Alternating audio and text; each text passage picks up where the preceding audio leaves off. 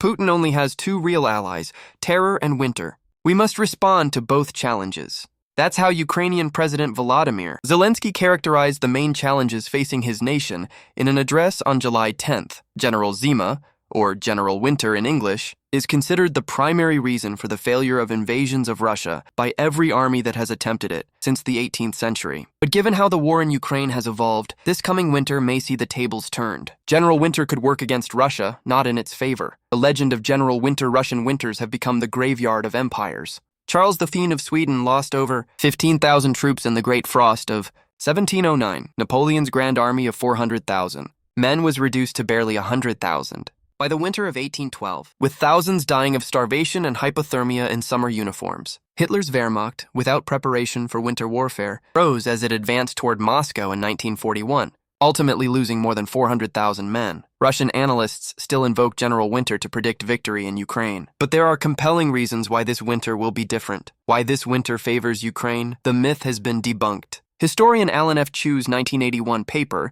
demonstrated that the harsh winter was not the decisive factor in these famous defeats. Rather, it was attrition prior to winter, logistical failures, and strategic miscalculation. Napoleon had already lost more than 80% of his army before winter arrived. Hitler's Wehrmacht had suffered 734,000 casualties by November 1941. The winter months were when everything finally collapsed, but the decay had begun much earlier. Ukraine, unlike Hitler and Napoleon, has been well equipped with winter gear and cold protection thanks to NATO assistance. Russia is playing offense, not defense. Winter conditions have always favored defenders. Defenders have more access to shelter, while aggressors freeze in trenches. They also have much shorter supply lines, factors that hindered the Germans, French, and Swedes. Ukraine has the same winter experience as Russia, having defended as part of the Russian Empire and Soviet Union during the three historic invasions. With Ukraine playing defense now, General Winter should work in its favor. General Mud comes first. Before navigating winter, both sides must conquer General Mud. The Russians call it Rasputitsa, the season of bad roads. When ice and snow melt in autumn, the steppes turn to mud. Modern tanks remain just as prone to getting stuck as their World War II counterparts. Russia has lost more than 20,000 pieces of mobile equipment. Ukraine's FPV drones have destroyed 2/3 of Russia's 11,000 wrecked tanks, many stuck in mud. Once the mud freezes, snow provides a solid base for armor, giving both sides greater mobility in winter. Modern warfare changes everything. Ukraine now has weapons to leverage its defensive advantage: FPV drones, loitering munitions, and NATO-supplied missiles.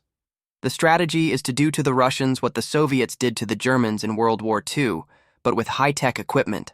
Russian forces are in exposed positions at the end of long supply lines, their greatest vulnerability.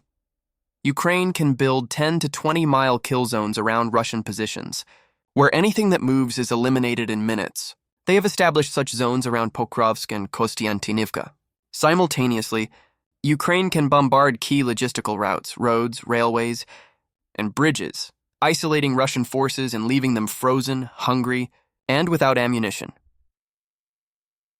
When they faced similar pressure in Kharkiv and Kherson in 2022, the Russians retreated rapidly.